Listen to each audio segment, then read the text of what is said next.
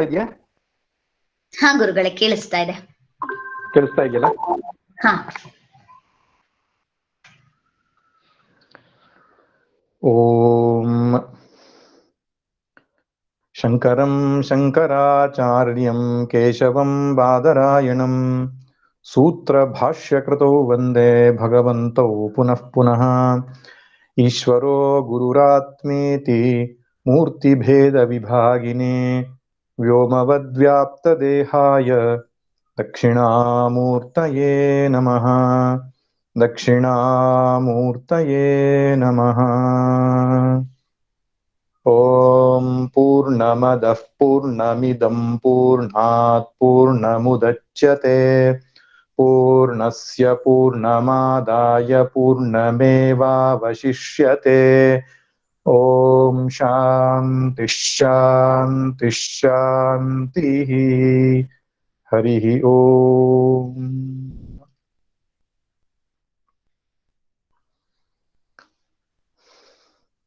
ಉಪನಿಷತ್ತಿನ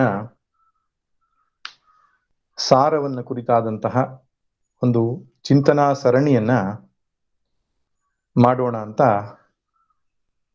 ಕೆಲವು ಸಮಯದ ಹಿಂದೆ ನಾವು ಚರ್ಚೆ ಮಾಡಿದ್ದೆವು. ಅದರ ಅಂಗವಾಗಿ ಉಪನಿಷತ್ ಪರಿಚಯ ಎಂಬಂತಹ ವಿಷಯದ ಕುರಿತಾಗಿ ಒಂದು 20-25 ನಿಮಿಷಗಳ ಕಾಲ ನಾನು ಪ್ರಾಸ್ತಾವಿಕವಾಗಿ ನುಡಿಗಳನ್ನು ನುಡಿದಿದ್ದೆ. ತದನಂತರ ಹಿಂದಿನ ಶುಕ್ರವಾರದ ದಿನ ನಮ್ಮ ತರಗತಿ ಆರಂಭವಾಗಬೇಕಿತ್ತು. ಕೆಲವು ಅನಿವಾರ್ಯ ಆರೋಗ್ಯದ ಕಾರಣದಿಂದಾಗಿ ಮುಂದೂಡಬೇಕಾಗಿ ಬಂತು. ಆದ್ದರಿಂದ ಇವತ್ತಿನಿಂದ ನಾವು ಉಪನಿಷತ್ತಿನ ಒಂದು ಸಾರವನ್ನ, ಎಸೆನ್ಸ್ ಆಫ್ ಉಪನಿಷತ್ ಎನ್ನುವ ರೀತಿಯಲ್ಲಿ 10 ಉಪನಿಷತ್ತುಗಳನ್ನ ನೋಡ್ಲಿಕ್ಕಿದ್ದೇವೆ. 10 ಉಪನಿಷತ್ತುಗಳು ಯಾವುದು ಅಂದ್ರೆ ಈಶ, ಕೇನ, ಕಠ, ಪ್ರಶ್ನ, ಮುಂಡಕ, ಮಾಂಡೂಕ್ಯ, ತೈತ್ತರೀಯ, ಐತರೇಯ, ಛಾಂದೋಗ್ಯ, ಬೃಹದಾರಣ್ಯಕ ಅಂತ 10 ಉಪನಿಷತ್ತುಗಳು. ಈ ರಾಮ ರಹಸ್ಯೋಪನಿಷತ್ತು ಅಂತ ಅದರಲ್ಲಿ ಒಂದ್ ಕಡೆಗೆ ಹೇಳುತ್ತೆ, ಮಾಂಡೂಕ್ಯ ಮೇಕಮೇವ ಅಲಂ ಮುಮುಕ್ಷೂಣಾಂ ವಿಮುಕ್ತಯೇ ಅಂತ. ಮಾಂಡೂಕ್ಯ ಅಂತಕ್ಕಂತಹ ಒಂದೇ ಉಪನಿಷತ್ ಸಾಕು ಮುಮುಕ್ಷುಗಳಿಗೆ ಮುಕ್ತಿಯನ್ನು ಪಡೆಯುವುದಕ್ಕೆ ಅಂತ. ಆದರೂ ಅದರಲ್ಲಿ ಜ್ಞಾನ ಪಡೀಲಿಲ್ಲ ಅಂದ್ರೆ ಈ 10 ಉಪನಿಷತ್ತುಗಳನ್ನ ತಿಳಿಯಬೇಕಾಗ್ತದೆ. ಈ 10 ಉಪನಿಷತ್ತುಗಳಿಂದಲೂ ಜ್ಞಾನವಾಗಲಿಲ್ಲ ಅಂದ್ರೆ 108 ಉಪನಿಷತ್ತುಗಳಿವೆ ಎಂಬುದಾಗಿ ಅದರಲ್ಲಿ 108 ಉಪನಿಷತ್ತುಗಳ ಹೆಸರು ಕೂಡ ಬರುತ್ತೆ.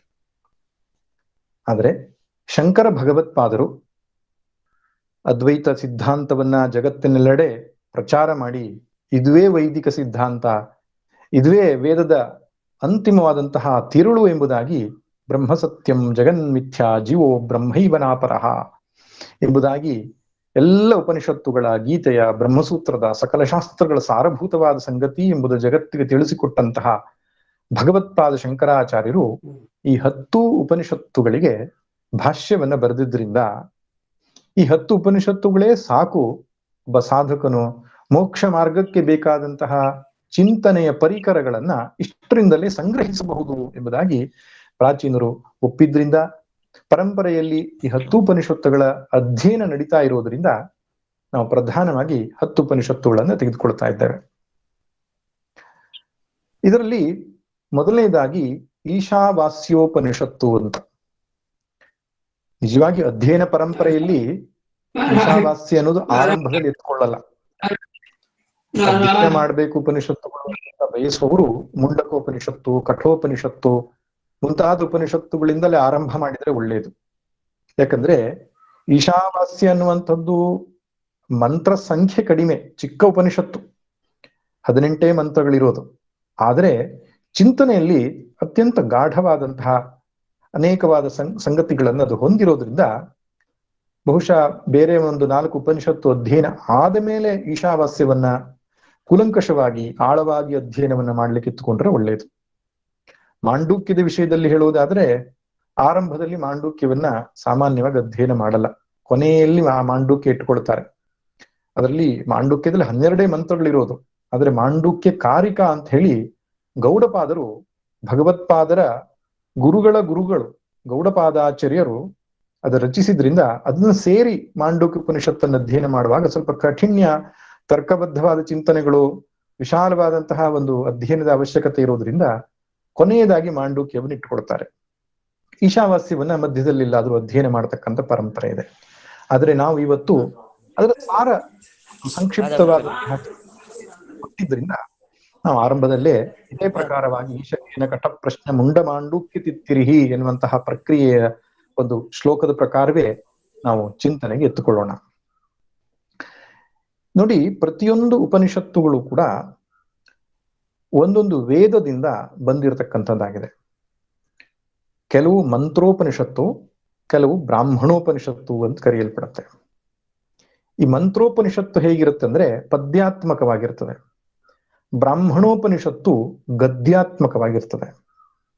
ಅಂದ್ರೆ ಬ್ರಾಹ್ಮಣ ಅರಣ್ಯಕಗಳಲ್ಲಿ ಕಂಡುಬರುವ ಉಪನಿಷತ್ತಿಗೆ ಬ್ರಾಹ್ಮಣೋಪನಿಷತ್ತು ಅಂತ ಹೇಳ್ತಾರೆ. ಸಂಹಿತಾ ಭಾಗದಲ್ಲಿ ಅಂದ್ರೆ ಮಂತ್ರ ಭಾಗದಲ್ಲಿಯೇ ಕಾಣಿಸಿಕೊಳ್ಳುವಂತಹ ಉಪನಿಷತ್ತಿಗೆ ಮಂತ್ರೋಪನಿಷತ್ತು ಅಂತ ಕರೀತಾರೆ. ಉದಾಹರಣೆಗೆ ಬೃಹದಾರಣ್ಯಕ, ತೈತ್ತಿರೀಯ, ಪ್ರಶ್ನ ಇವೆಲ್ಲವೂ ಕೂಡ ಬ್ರಾಹ್ಮಣೋಪನಿಷತ್ತು ಅಂತ ಕರೆಸಲ್ಪಡುತ್ತೆ. ಅಂದ್ರೆ ಆರಣ್ಯಕಗಳಲ್ಲಿ ಬ್ರಾಹ್ಮಣಗಳಲ್ಲಿ ಕಂಡುಬರುವುದರಿಂದ. ಈ ಈಶಾವಾಸ್ಯ, ಮುಂಡಕ, ಶ್ವೇತಾಶ್ವತರ ಮುಂತಾದಂಥವು ಮಂತ್ರೋಪನಿಷತ್ತುಗಳು ಅಂತ ಕರೆಯಲ್ಪಡುತ್ತೆ. ಅಂದ್ರೆ ಮಂತ್ರ ಭಾಗದಲ್ಲಿ ಇದು ಕಂಡು ಬರುತ್ತೆ. ಮತ್ತು ಇಲ್ಲಿಯ ಮಂತ್ರಗಳು ಕೂಡ ಗದ್ಯ ರೂಪದಲ್ಲಿ ಇರಲ್ಲ, ಪದ್ಯ ರೂಪಾತ್ಮಕವಾಗಿರ್ತದೆ. ಅಂದ್ರೆ ಛಂದೋಬದ್ಧವಾದಂತಹ ಮಂತ್ರಗಳ ರೂಪದಲ್ಲಿ ಇರೋದ್ರಿಂದ ಮಂತ್ರೋಪನಿಷತ್ತು ಅಂತ ಹೇಳ್ತಾರೆ. ಈ ಮಂತ್ರೋಪನಿಷತ್ತಿಗೆ ಒಂದು ವಿಶೇಷವಾದ ಸ್ಥಾನ ಇದೆ ಉಪನಿಷತ್ತುಗಳ ಸಾಲಿನಲ್ಲಿ. ಯಾಕಂದ್ರೆ ಕೆಲವು ಪಂಥದವರು ಈ ಬ್ರಾಹ್ಮಣಾರಣ್ಯಕ ಭಾಗಗಳನ್ನ ಪ್ರಮಾಣ ಎಂಬುದಾಗಿ ಪರಿಗಣಿಸುವುದಿಲ್ಲ. ಅದು ತಪ್ಪು, ಸಿದ್ಧಾಂತ ತಪ್ಪು. ಆದ್ರೆ ಅವರ ಕಲ್ಪನೆಯಲ್ಲಿ ಮಂತ್ರ ಭಾಗಗಳಷ್ಟೇ ಪ್ರಮಾಣ ಎಂಬುದಾಗಿ ಸ್ವೀಕಾರ ಮಾಡತಕ್ಕಂತಹ ಕೆಲವು ಸಮಾಜಗಳಿವೆ. ಉದಾಹರಣೆಗೆ ಆರ್ಯ ಸಮಾಜ. ಅವರು ಅವರ ಸಿದ್ಧಾಂತವನ್ನು ಪ್ರತಿಪಾದನೆ ಮಾಡುವುದಕ್ಕೆ ಉಪನಿಷತ್ತುಗಳನ್ನ ಆಶ್ರಯಿಸಬೇಕಾದದ್ರಿಂದ ಅಲ್ಲಿಯೂ ಕೆಲವು ಉಪನಿಷತ್ತುಗಳು ಸಿಗೋದ್ರಿಂದ ಅದರ ತಾತ್ಪರ್ಯವನ್ನ ಅವರು ಅರ್ಥ ಮಾಡಿಕೊಳ್ಳಿಕ್ಕೆ ಅನುಕೂಲ ಆಗ್ತದೆ. ಅಂದ್ರೆ ವೇದದ ಎಲ್ಲಾ ಭಾಗಗಳಲ್ಲಿಯೂ ಉಪನಿಷತ್ತು ಕಂಡು ಬರೋದ್ರಿಂದ ವೇದದ ಎಲ್ಲಾ ಭಾಗಗಳ ತಾತ್ಪರ್ಯವು ಒಂದೇ ಎಂಬುದಾಗಿ ನಿಶ್ಚಯ ಮಾಡಲಿಕ್ಕೆ ನಮ್ಗೆ ಅನುಕೂಲ ಆಗ್ತದೆ. ಇಲ್ಲದಿದ್ರೆ ಮಂತ್ರ ಭಾಗಗಳ ನಿರ್ಣಯ ಬೇರೆ, ಬ್ರಾಹ್ಮಣ ಭಾಗಗಳ ನಿರ್ಣಯ ಬೇರೆ, ಆರಣ್ಯಕ ಭಾಗಗಳ ನಿರ್ಣಯ ಬೇರೆ ಅಂದ್ರೆ ವೇದಕ್ಕೆ ಸಮನ್ವಯ ಇಲ್ಲ ಅಂತ ಅರ್ಥ ಆಗ್ತದೆ. ಅದಕ್ಕೆ ಬ್ರಹ್ಮಸೂತ್ರದಲ್ಲಿ ತತ್ತು ಸಮನ್ವಯಾತ್ ಎನ್ನುವ ಸೂತ್ರದಲ್ಲಿ ವೇದದ ಎಲ್ಲ ಮಂತ್ರಗಳು ಕೂಡ ಆ ಬ್ರಹ್ಮವನ್ನೇ ಪ್ರತಿಪಾದನೆ ಮಾಡ್ತಾ ಇವೆ ಎಂಬುದಾಗಿ ನ್ಯಾಯಬದ್ಧವಾಗಿ ಬಾದರಾಯಣಾಚಾರ್ಯರು ತಿಳಿಸಿಕೊಟ್ಟಿದ್ದಾರೆ. ಒಟ್ಟಿನಲ್ಲಿ ಮಂತ್ರ ಭಾಗಗಳಲ್ಲಿ ಉಪನಿಷತ್ತು ಕಂಡು ಬರತಕ್ಕಂಥದ್ದು ಬಹಳ ವಿಶೇಷ. ಅದರಲ್ಲಿಯೂ ವಿಶೇಷವಾಗಿ ಈ ಉಪನಿಷತ್ತುಗಳಿಗೆ ಸ್ವರ ಸ್ಖಾಲಿತ್ಯವಾಗಿದೆ. ಅಂದ್ರೆ ಪರಂಪರೆಯಲ್ಲಿ ಸ್ವರ ಇದ್ದದ್ದು ತದನಂತರ ಹೇಳುವ ಪರಿಪಾಠ ಕಡಿಮೆ ಆದದ್ರೋ ಇಂದಲೋ ಹೆಚ್ಚಿನ ಉಪನಿಷತ್ತುಗಳಿಗೆ ಸ್ವರಪಾಠ ಸಿಗುವುದಿಲ್ಲ. ಕಠ, ಮುಂಡಕ, ಪ್ರಶ್ನ, ಐತರೇಯ ಮುಂತಾದ ಭಾಗಗಳಲ್ಲಿ ಪರಂಪರೆಯ ಸ್ವರಗಳು ನಮಗೆ ಕಂಡು ಬರೋಲ್ಲ. ಆದರೆ ಈಶಾವಾಸ್ಯ ಮತ್ತು ತೈತ್ತಿರೀಯ ಉಪನಿಷತ್ತು, ಎರಡು ಉಪನಿಷತ್ತುಗಳಿಗೆ ಇವತ್ತೂ ಕೂಡ ಸ್ವರ ಸಹಿತವಾಗಿ ಅದನ್ನ ಅಧ್ಯಯನ ಮಾಡತಕ್ಕಂಥ ಪರಂಪರೆ ಇದೆ. ಆದ್ರಿಂದ ಈಶಾವಾಸ್ಯಕ್ಕೆ ಅದೊಂದು ವಿಶಿಷ್ಟ ಸ್ಥಾನ, ಸ್ವರ ಸಹಿತವಾದಂತಹ ಒಂದು ಪಾಠ ಇರತಕ್ಕಂಥದ್ದು. ಇನ್ನು ಈ ಈಶಾವಾಸ್ಯ ಉಪನಿಷತ್ತು ಅನ್ನುವಂಥದ್ದು ಮಂತ್ರ ಭಾಗದ ಕೊನೆಯ ಅಧ್ಯಾಯ. ಅಂದರೆ ಶುಕ್ಲ ಯಜುರ್ವೇದದ 40ನೇ ಅಧ್ಯಾಯ ಈಶಾವಾಸ್ಯ ಉಪನಿಷತ್ತು. ಶುಕ್ಲ ಯಜುರ್ವೇದದಲ್ಲಿ ಒಟ್ಟು 40 ಅಧ್ಯಾಯಗಳಿವೆ. ಕೊನೆಯ ಅಧ್ಯಾಯ 40ನೇ ಅಧ್ಯಾಯವೇ ಈಶಾವಾಸ್ಯ ಉಪನಿಷತ್ತು ಅಥವಾ ಈಶೋಪನಿಷತ್ತು ಅಂತೂ ಕೂಡ ಕರೀತಾರೆ, ಅಥವಾ ಮಂತ್ರೋಪನಿಷತ್ತು ಅಂತೂ ಕೂಡ ಕರೀತಾರೆ. ಇದಕ್ಕೆ ಈ ಈಶಾವಾಸ್ಯದ ಬಗ್ಗೆ ಹೇಳೋದಕ್ಕಿಂತ ಮುಂಚೆ ಈ ಉಪನಿಷತ್ತಿನ ದ್ರಷ್ಟಾರರು ಅಥವಾ ಈ ಶುಕ್ಲ ಯಜುರ್ವೇದದ ದ್ರಷ್ಟಾರರೇ ಆಗಿರತಕ್ಕಂತಹ ಮಹರ್ಷಿ ಯಾಜ್ಞವಲ್ಕ್ಯರ ಬಗ್ಗೆ ನಾನು ಹೇಳಬೇಕಾಗ್ತದೆ. ಯಾಕಂದ್ರೆ ಯಜುರ್ವೇದ ಅಂತ ಹೇಳುವ ಶಬ್ದ ಕೇಳಿರ್ತಾರೆ ಕೆಲವರು. ಈ ಶುಕ್ಲ ಯಜುರ್ವೇದ ಅಂತ ಯಾಕೆ ಹೇಳಿರ್ತೀರಿ ಅಂತ ಕೆಲವರಿಗೆ ಪ್ರಶ್ನೆ ಬರಬಹುದು. ವೇದಗಳ 4 ಋಗ್ವೇದ, ಯಜುರ್ವೇದ, ಸಾಮವೇದ, ಅಥರ್ವಣ ವೇದ ಅಥವಾ ಅಥರ್ವ ವೇದ ಅಂತ ಕೂಡ ಕರೀತಾರೆ. 4 ವೇದಗಳು ಯಾಕೆ ಅಂದ್ರೆ ಇರೋದು ಒಂದೇ ವೇದ, ಹೋತೃ, ಅಧ್ವರ್ಯು, ಉದ್ಗಾತೃ ಮತ್ತು ಬ್ರಹ್ಮ ಅಂತ 4 ಜನ ಯಜ್ಞದಲ್ಲಿ ಮುಖ್ಯವಾದಂತಹ ಋತ್ವಿಜರಿರ್ತಾರೆ. ಅಷ್ಟಾದಶೋಕ್ತಮವರಂ ಯೇಷು ಕರ್ಮ, 18 ಜನ ಇರ್ತಾರೆ ಯಜ್ಞದಲ್ಲಿ. ಮುಖ್ಯವಾಗಿ 4 ಜನ ಅದರ ಪಾತ್ರವನ್ನು ವಹಿಸ್ತಾ ಇರ್ತಾರೆ. ಒಬ್ಬನು ಋಗ್ವೇದದ ಆಚಾರ್ಯ, ಅವನಿಗೆ ಹೋತೃ ಅಂತ ಹೇಳ್ತಾರೆ. ಒಬ್ಬನು ಯಜುರ್ವೇದದ ಆಚಾರ್ಯ, ಅವನಿಗೆ ಅಧ್ವರ್ಯು ಅಂತ ಹೇಳ್ತಾರೆ. ಸಾಮವೇದದ ಆಚಾರ್ಯನಿಗೆ ಉದ್ಗಾತೃ ಅಂತ ಹೇಳ್ತಾರೆ. ಇನ್ನು ಅಥರ್ವಣ ವೇದವನ್ನು ಚೆನ್ನಾಗಿ ತಿಳ್ಕೊಂಡು 3 ವೇದಗಳ ಬಗ್ಗೆಯೂ ಒಂದು ಪರಿಕಲ್ಪನೆ ಇರುವಂತಹ ಆಚಾರ್ಯನಿಗೆ ಬ್ರಹ್ಮ ಅಂತ ಹೇಳ್ತಾರೆ. ಈ 4 ಜನರು ಸೇರಿದ್ರೆ ಒಂದು ಯಾಗ ಅಥವಾ ಯಜ್ಞ ಅಂತ ಆಗಬೇಕು. ಯಾಗದಲ್ಲಿ ಯಾವುದೋ ಒಂದು ದೇವತೆಯನ್ನ ಕರಿಬೇಕಪ್ಪ. ಆ ಕರೆಯುವ ಕೆಲಸವನ್ನ, ಅವನನ್ನು ಸ್ತುತಿಸುವ ಕೆಲಸವನ್ನ, ಅಗ್ನಿಮೀಲೆ ಪುರೋಹಿತಂ ಯಜ್ಞಸ್ಯ ದೇವ ಮೃತ್ವಿಜಂ, ಈ ರೀತಿ ಅಗ್ನಿಯನ್ನ ಸ್ತುತಿಸಿ ಅವನನ್ನ ಕರೆಯುವಂತಹ ಕೆಲಸವನ್ನ ಋಗ್ವೇದದ ಆಚಾರ್ಯನಾದ ಹೋತೃ ಮಾಡ್ತಾನೆ. ಹೋತೃವಿನ ಕೆಲಸ ಏನು? ದೇವತೆಗಳನ್ನ ಆಹ್ವಾನಿಸುವಂಥದ್ದು. ಆಹ್ವಾನಿತರಾಗಿರತಕ್ಕಂತಹ ದೇವತೆಗಳನ್ನ ತಮ್ಮ ಆಹುತಿಗಳಿಂದ ಸಂತೃಪ್ತಿ ಪಡಿಸ್ತಕ್ಕಂತಹ ಕೆಲಸ ಅಧ್ವರ್ಯು ಅಂದ್ರೆ ಯಜುರ್ವೇದದ ಮಂತ್ರಗಳಿಂದ. ಯಾಕಂದ್ರೆ ಯಜುರ್ವೇದಗಳಲ್ಲಿ ಯಜ್ಞಯಾಗಗಳನ್ನು ಹೇಗೆ ಮಾಡಬೇಕು, ಯಾವ ಯಾವ ಯಾಗಗಳಿದೆ ಮುಂತಾದಂತಹ ಅತ್ಯಂತ ವಿಶದವಾದಂತಹ ವರ್ಣನೆಗಳಿದೆ. ಇವನ್ ಶುಕ್ಲ ಯಜುರ್ವೇದ 40 ಅಧ್ಯಾಯಗಳಲ್ಲಿ ಆರಂಭದಿಂದ ಸೋಮಯಾಗ, ಆಮೇಲೆ ಸತ್ರಯಾಗಳಾದಿಗಳನ್ನು ಮಾಡುವುದನ್ನು ಹೇಗೆ ಎನ್ನುವಂತಹ ಪರಿಪೂರ್ಣವಾದಂತಹ ವಿವರಣೆ ಇದೆ ಯಜುರ್ವೇದದಲ್ಲಿ. ಆದ್ದರಿಂದ ಯಜುರ್ವೇದ ಆಚಾರ್ಯನಾದಂತಹ ಅಧ್ವರ್ಯು ಬಂದಂತಹ ದೇವತೆಗಳಿಗೆ ಸರಿಯಾದ ಆಹುತಿಯನ್ನು ಕೊಟ್ಟು ಸಂತೃಪ್ತಿ ಪಡಿಸ್ತಾನೆ. ಮತ್ತೆ ಬಂದಂತಹ ಆ ದೇವತೆಗಳಿಗೆ ಸಂತುಷ್ಟಿಗೊಳಿಸುವುದಕ್ಕೋಸ್ಕರ ಗಾಯನವನ್ನ ಮಾಡುವ ಕೆಲಸ, ಸಾಮಗಾಯನವನ್ನ ಮಾಡತಕ್ಕಂಥವನಿಗೆ ಉದ್ಗಾತೃ ಅಂತ ಕರೀತಾರೆ. ಅಂದ್ರೆ ದೇವತೆಗಳಿಗೆ ಭೋಜನವಾದ ಮೇಲೆ ಒಂದು ಸಂತೋಷವನ್ನು ಕೊಡುವಂತ ಕೆಲಸ. ಉದ್ಗಾತೃ ಅಂದ್ರೆ ಸಾಮವೇದದ ಆಚಾರ್ಯ, ಅವನು ಮಂತ್ರಗಳಿಂದ ಹಾಡಿನ ಮೂಲಕ ಸಂತೋಷ ಪಡಿಸ್ತಾನೆ.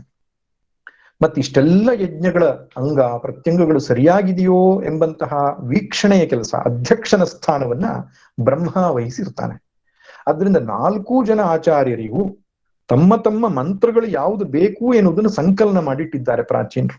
ವೇದವ್ಯಾಸರು ಮಾಡಿರತಕ್ಕಂಥ ಕೆಲಸ ಅದು. ಅದಕ್ಕೆ ವೇದವ್ಯಾಸ ಅಂತ ಅವರಿಗೆ ಹೆಸರು.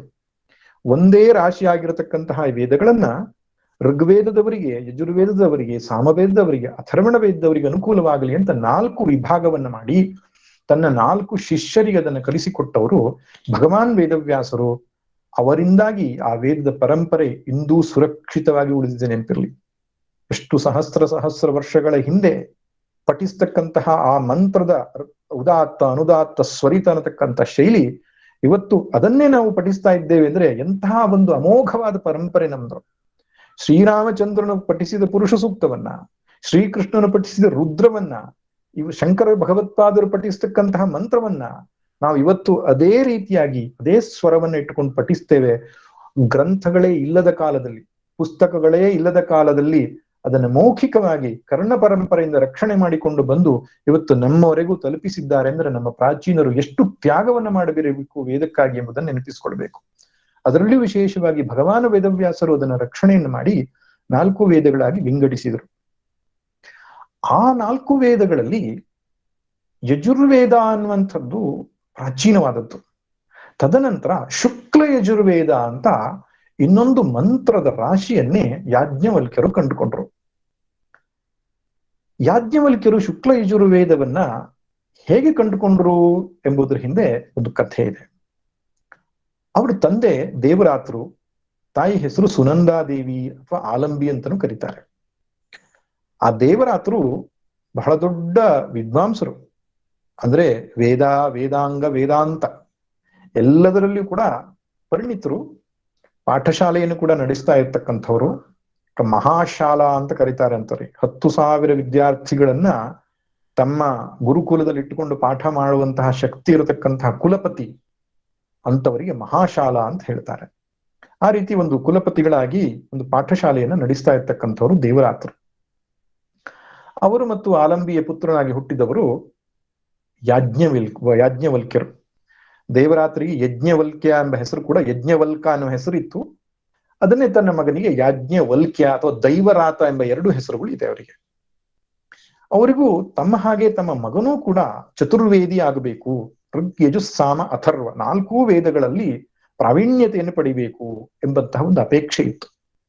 ಅದಕ್ಕೆ ಋಗ್ ಸಾಮ ಅಥರ್ವಣ 3 ವೇದವನ್ನ ಕಲಿಸಿ ಆದ್ಮೇಲೆ ಯಜುರ್ವೇದವನ್ನ ಕಲಿಸುವುದಕ್ಕಾಗಿ ವೈಶಂಪಾಯನ ಆಚಾರ್ಯರ ಹತ್ರ ಕಳಿಸ್ತಾರೆ. ವೈಶಂಪಾಯನರು ಸೋದರ ಮಾವ, ಯಾಜ್ಞವಲ್ಕ್ಯರ ಸೋದರ ಮಾವ. ಸೋದರ ಮಾವನೇ ಯಜುರ್ವೇದದ ಆಚಾರ್ಯನಾಗಿರುವಾಗ ಇನ್ನೆಲ್ಲಿ ಕಳಿಸೋದು, ಆ ಗುರುಕುಲಕ್ಕೆ ಕಳಿಸೋಣ ಅಂತ ಯಾಜ್ಞವಲ್ಕ್ಯರನ್ನ ಅಲ್ಲಿಗೆ ಕಳಿಸ್ತಾರೆ. ವೈಶಂಪಾಯನರಾದರೂ ಸಾಕ್ಷಾತ್ ವ್ಯಾಸರ ಶಿಷ್ಯರು, ವ್ಯಾಸರಿಂದಲೇ ವೇದ ಪಾಠವನ್ನು ಮಾಡಿಸಿಕೊಂಡಂಥವರು. ಅಂತಹ ಹಿರಿಯರು ಯಾಜ್ಞವಲ್ಕ್ಯನಂತಹ ಮೇಧಾವಿಯನ್ನು ಕೊಂಡು ತುಂಬಾ ಖುಷಿ ಪಡ್ತಾರೆ.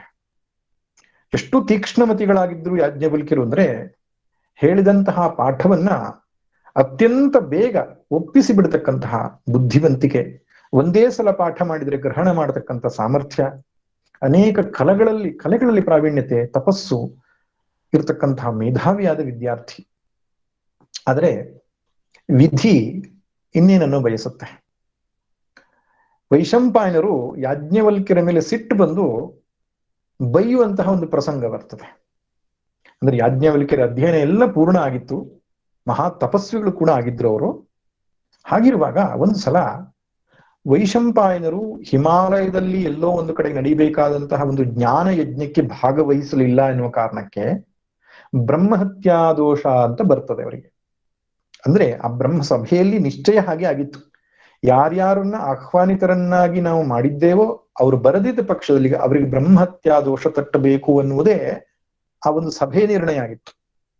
ಹೀಗಿರುವಾಗ ಅನಿವಾರ್ಯವಾಗಿ ಋಷಿಗಳ ಸಂಕಲ್ಪ ಅದು ಸತ್ಯ ಸಂಕಲ್ಪ, ವೈಶಂಪಾಯನರಿರ್ಲಿ ಯಾರೇ ಇರ್ಲಿ ಅದು ನಿರ್ಣಯವಾಗಲೇಬೇಕು. ಹಾಗಿರುವಾಗ ವೈಶಂಪಾಯನರಿಗೂ ಕೂಡ ಆ ಒಂದು ಬ್ರಹ್ಮಹತ್ಯಾ ದೋಷ ಅಂತಕ್ಕಂಥದ್ದು ಬಂದದ್ದು ಗೊತ್ತಾಗತ್ತೆ. ಅದು ಅನಿವಾರ್ಯ ಕಾರಣಗಳಿಂದ ಹೋಗಿರ್ಲಿಕ್ಕೆ ಆಗಿರ್ಲಿಲ್ಲ, ಇನ್ನು ಬೇರೆ ಯಾವುದು ಕಾರಣ ಇರಲಿಲ್ಲ. ಹಾಗಿರುವಾಗ ಅವರು ತಮ್ಮ ಶಿಷ್ಯರಿಗೆ ಹೇಳ್ತಾರೆ, ಚರಕ, ಸಂಹಿತ ಮುಂತಾದಂತಹ ಶಿಷ್ಯರು ಅವರು ಗುರುಕುಲದಲ್ಲಿದ್ದರು, ನೀವೆಲ್ಲರೂ ಸೇರಿ ಅನುಷ್ಠಾನ ಮಾಡಿ ನನ್ನ ಪಾಪವನ್ನ ತೊಳೆಯುವುದಕ್ಕೆ ಪ್ರಾಯಶ್ಚಿತ್ತವನ್ನು ಮಾಡಿ ಎಂಬುದಾಗಿ ಅವರು ಕೇಳ್ಕೊಳ್ತಾರೆ.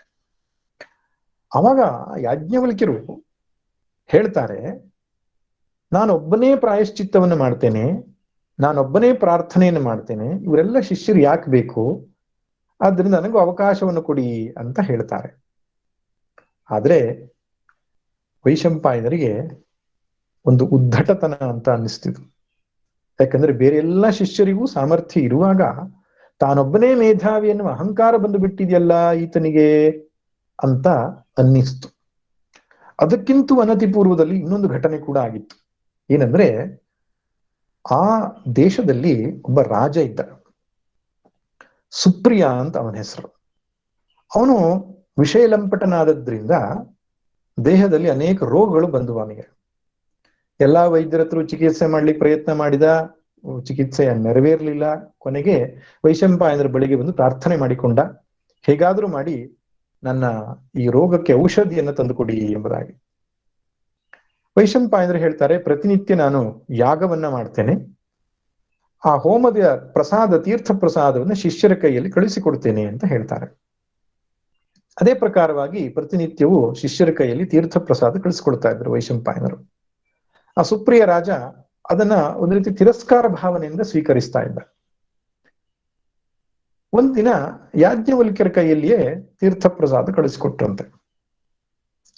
ಯಾಜ್ಞವಲ್ಕ್ಯರು ಅಲ್ಲಿ ಹೋದ್ರು, ಸುಪ್ರಿಯ ರಾಜನಿಗೆ ತೀರ್ಥ ಪ್ರಸಾದವನ್ನ ಕೊಡ್ಲಿಕ್ಕೆ ಹೊರಟರು.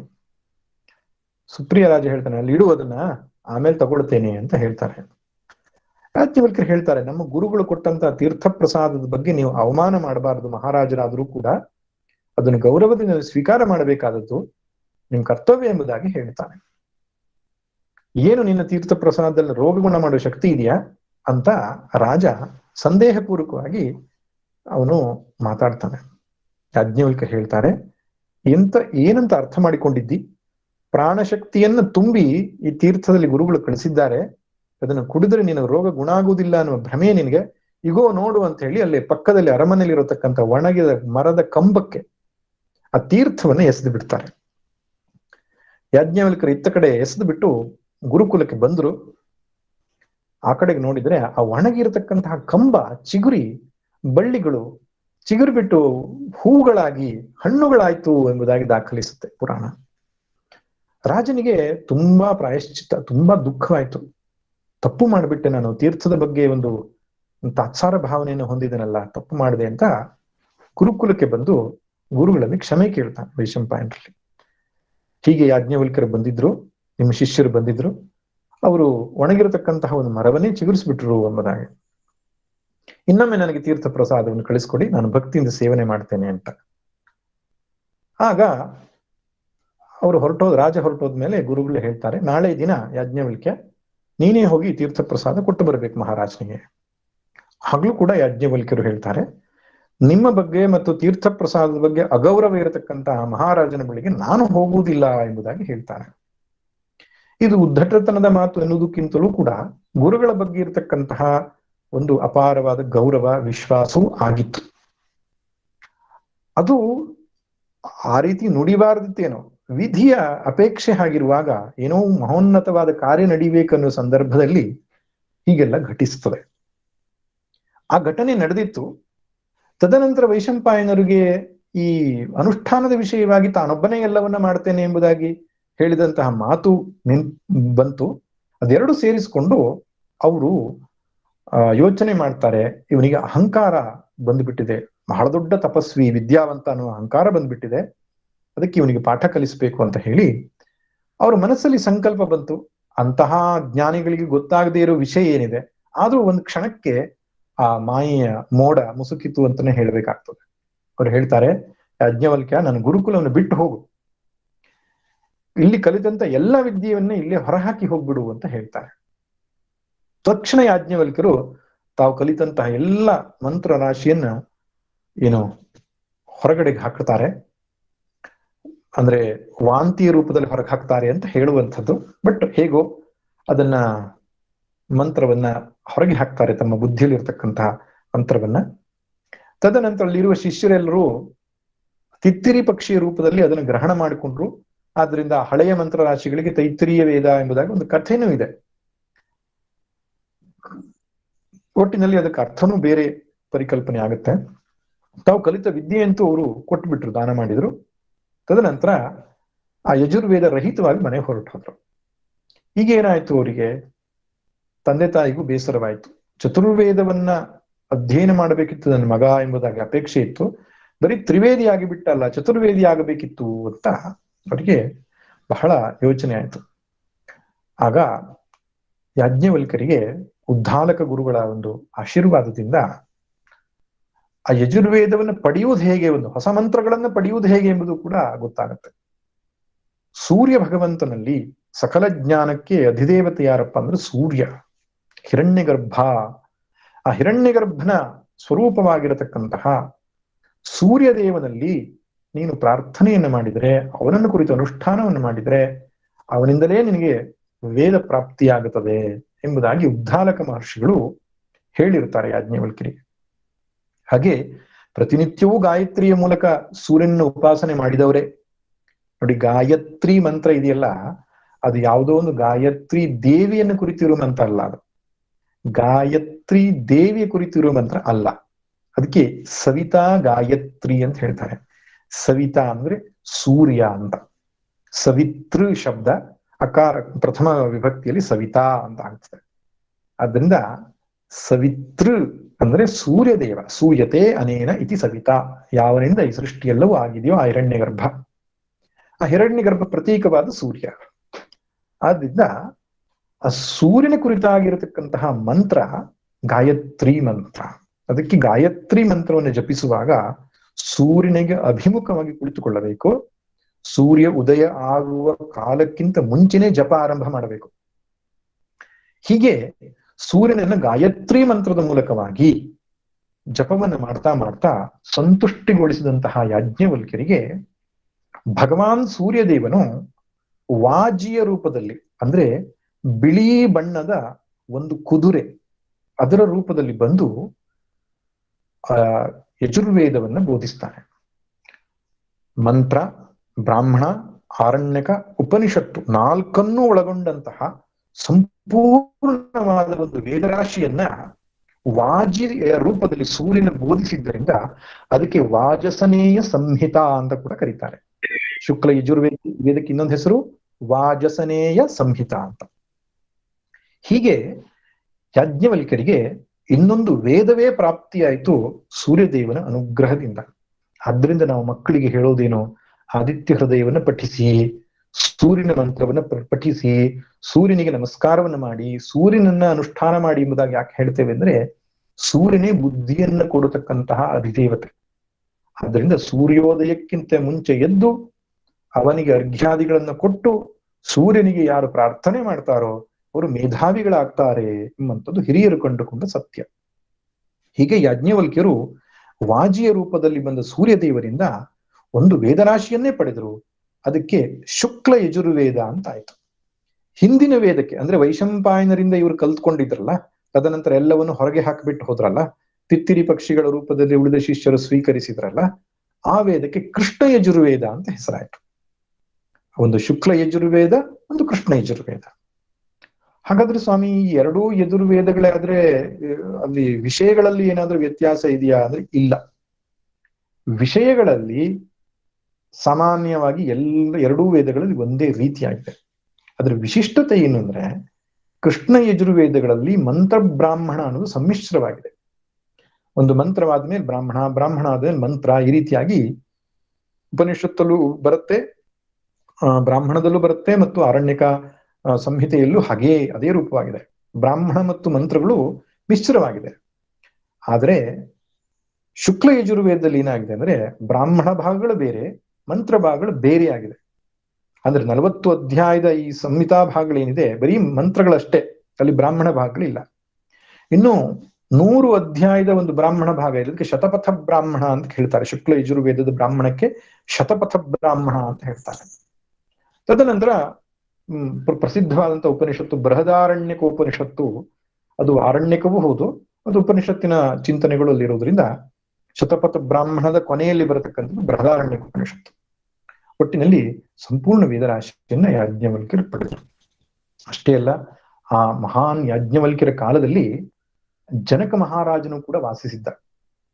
ಮಿಥಿಲೆಯ ರಾಜನಾದಂತಹ ಜನಕ, ಅಂದ್ರೆ ಜನಕ ಅನ್ನುವುದು ಒಂದು ರಾಜನ ಸ್ಥಾನವಾದದ್ರಿಂದ ಸೀತೆಯ ತಂದೆಯೂ ಜನಕನ್ ಮಹಾರಾಜರೇ. ಅದರ ಹಿಂದಿರತಕ್ಕಂತಹ ಏನು ರಾಜರಿಗೂ ಜನಕ ಅಂತಕ್ಕಂಥ ಕರೆಯುವ ಪದ್ಧತಿ ಇತ್ತು. ಯಾವುದೋ ಒಬ್ಬ ಜನಕ ಮಹಾರಾಜ ಯಾಜ್ಞವಲ್ಕ್ಯರ ಕಾಲದಲ್ಲಿಯೂ ಇರತಕ್ಕಂಥವನಾಗಿದ್ದ. ಆ ಯಾಜ್ಞವಲ್ಕ್ಯರೊಟ್ಟಿಗೆ ಜನಕ ಮಹಾರಾಜನೇ ವಿದ್ಯೆಯನ್ನು ಪಡೆದಕ್ಕಂಥದ್ದು. ಜ್ಯೋತಿರ್ಬ್ರಾಹ್ಮಣ ಅಂತ ಬೃಹದಾರಣ್ಯಕದಲ್ಲಿ ಬರ್ತದೆ. ಕಿಂ ಜ್ಯೋತಿಸ್ತವನುಮಾನ ನಿಮೇ ಶಂಕರ ಭಗವತ್ಪಾದರು ಏಕಶ್ಲೋಕಿ ಬರೆದಿದ್ದಾರಲ್ಲ, ಅದೇ ಜ್ಯೋತಿರ್ಬ್ರಾಹ್ಮಣವನ್ನು ಆಧರಿಸಿಕೊಂಡು. ಅಂತಹ ಯಾಜ್ಞವಲ್ಕ್ಯನ ಸಭೆಯಲ್ಲಿ ಸರ್ವಜ್ಞನಾದಂತಹನು ಪಂಡಿತ ಯಾರಿದ್ದಾನೆ ಇಡೀ ನಮ್ಮ ದೇಶದಲ್ಲಿ, ಭರತಖಂಡದಲ್ಲಿ ಅಂತ ಪರೀಕ್ಷೆ ನಡೀತದೆ ಒಂದ್ಸಲ. ಆ ಪರೀಕ್ಷೆಯಲ್ಲಿ 1000 ಹಸುಗಳಿಗೆ ಕೋಡಿಗೆ ಒಂದೊಂದು ಚಿನ್ನದ ನಾಣ್ಯವನ್ನು ಅಲಂಕರಿಸಿಬಿಟ್ಟು ಯಾರು ಬ್ರಹ್ಮಿಷ್ಠರಾಗಿದ್ದಾರೋ, ಯಾರು ಸರ್ವಜ್ಞರಾಗಿದ್ದಾರೋ ಈ ಹಸುಗಳನ್ನು ಹೊಡೆದುಕೊಂಡು ಹೋಗಿ ಅಂತ ಕುರುಪಾಂಚಾಲ ದೇಶದಿಂದ ಸೇರಿದ ಎಲ್ಲಾ ದೊಡ್ಡ ದೊಡ್ಡ ವಿದ್ವಾಂಸರುಗಳ ಮುಂದೆ ಮಹಾರಾಜ ಘೋಷಿಸಿದಾಗ ಯಾರು ಎದ್ದು ನಿಲ್ಲಿಲ್ಲ. ಯಾಕಂದ್ರೆ ಯಾರೋ ಎದ್ದು ನಿಂತರೆ ಅವರಿಗೆ ಪ್ರಶ್ನೆಗಳು ಬರ್ತದೆ. ಆ ಪ್ರಶ್ನೆಗಳಿಗೆ ಉತ್ತರಿಸಿದ ಮೇಲೆ ಅವ್ರು ಸರ್ವಜ್ಞ ಅಂತ ಸ್ವೀಕಾರ ಆಗ್ಬೇಕು. ಆಗ ಯಾಜ್ಞವಲ್ಕ್ಯ ಹೇಳ್ತಾರೆ, ಓ ಸಾನುಶ್ರವ, ಹೊಡೆದುಕೊಂಡು ಹೋಗುವ ಎಲ್ಲ ಹಸುಗಳನ್ನು ನನ್ನ ಆಶ್ರಮಕ್ಕೆ ಅಂತ. ಆಗ ಎಲ್ಲ ವಿದ್ವಾಂಸರು, ಶಾಕಲ್ಯ, ಗಾರ್ಗಿ, ಆರ್ತಭಾಗ ಮುಂತಾದಂತಹ ಬೇರೆ ಬೇರೆ ವಿದ್ವಾಂಸರು ಎದ್ದು ನಿಂತು ಅನೇಕ ಬಗೆಯಾದ ಪ್ರಶ್ನೆಗಳನ್ನು ಕೊಡ್ತಾರೆ. ಎಲ್ಲ ಪ್ರಶ್ನೆಗಳು ಅತ್ಯಂತ ಸಮರ್ಥವಾಗಿ ಉತ್ತರವನ್ನು ಕೊಟ್ಟು ಅವರು ಸರ್ವಜ್ಞ ಎಂಬಂತಹ ಒಂದು ಸ್ಥಾನಕ್ಕೆ ಅಲಂಕಾರ ಪ್ರಿಯರಾಗ್ತಾರೆ. ಅವರು ಗೌರವಾನ್ವಿತರಾಗ್ತಾರೆ. ಅಂತಹ ಜನಕನ ಕಾಲದಲ್ಲಿಯೇ ಮಹಾನ್ ವಿದ್ವಾಂಸರು ಅಂತ ಪ್ರಖ್ಯಾತಿಯನ್ನು ಪಡೆದವರು ಯಾಜ್ಞವಲ್ಕ್ಯರು. ಇನ್ನು ಯಾಜ್ಞವಲ್ಕ್ಯರು ಧರ್ಮಶಾಸ್ತ್ರವನ್ನು ಕೂಡ ಬರೆದ ಯಾಜ್ಞವಲ್ಕ್ಯ ಸ್ಮೃತಿ ಎಂಬಂತಹ ಒಂದು ಗ್ರಂಥವನ್ನು ಕೂಡ ಬರೆದಿದ್ದಾರೆ. ಇನ್ನು ಯಾಜ್ಞವಲ್ಕ್ಯರ ಇನ್ನೊಂದು ವಿಶೇಷತೆ ಏನಂದ್ರೆ, ತಮ್ಮ ಪತ್ನಿಯಾದ ಮೈತ್ರೇಯಿಗೆ ಜ್ಞಾನವನ್ನು ಬೋಧಿಸಿ, ಅಂದ್ರೆ ಗೃಹಸ್ಥಾಶ್ರಮದಲ್ಲಿ ಒಬ್ಬ ಗೃಹಸ್ಥನು ಜ್ಞಾನಿ ಆದ್ರೆ ಇಡೀ ಕುಟುಂಬವನ್ನೇ ಆ ಜ್ಞಾನದ ಒಂದು ವಾಸನೆಯಿಂದ ತುಂಬುವ ಹಾಗೆ ಮಾಡಬಹುದು. ಆ ರೀತಿಯಾಗಿ ಯಾಜ್ಞವಲ್ಕ್ಯರು ತಮ್ಮ ಪತ್ನಿಗೆ ಜ್ಞಾನವನ್ನು ಕೊಟ್ಟು ಕೊನೆಗೆ ಸನ್ಯಾಸವನ್ನು ಪಡೆದುಕೊಂಡು ಹೋಗಿರುವಂತಹ ಘಟನೆ ಬೃಹದಾರಣ್ಯಕ ಉಪನಿಷತ್ತು ದಾಖಲಿಸುತ್ತೆ. ಒಟ್ಟಿನಲ್ಲಿ ಅಂತಹ ಮಹಾತ್ಮರ ದರ್ಶನ ಅನ್ನುವಂಥದ್ದು ಈ ಈಶಾವಾಸ್ಯೋಪನಿಷತ್ತು. ಈ ಈಶಾವಾಸ್ಯೋಪನಿಷತ್ತು 18 ಮಂತ್ರ ಒಳಗೊಂಡಿರೋದ್ರಿಂದ ಮತ್ತು ಚಿಂತನೆಯಲ್ಲಿಯೂ ಕೂಡ ಭಕ್ತಿ, ಕರ್ಮ ಮತ್ತು ಜ್ಞಾನ ಇದನ್ನು ಮೂರನ್ನು ಸೇರಿಸಿಕೊಂಡಿರೋದ್ರಿಂದ ಭಗವದ್ಗೀತೆ 18 ಅಧ್ಯಾಯಗಳಿಗೂ ಈ ಈಶಾವಾಸ್ಯೋಪನಿಷತ್ತೇ ಪ್ರೇರಣೆ ಎಂಬುದಾಗಿ ಹಿರಿಯರು ಹೇಳ್ತಾರೆ.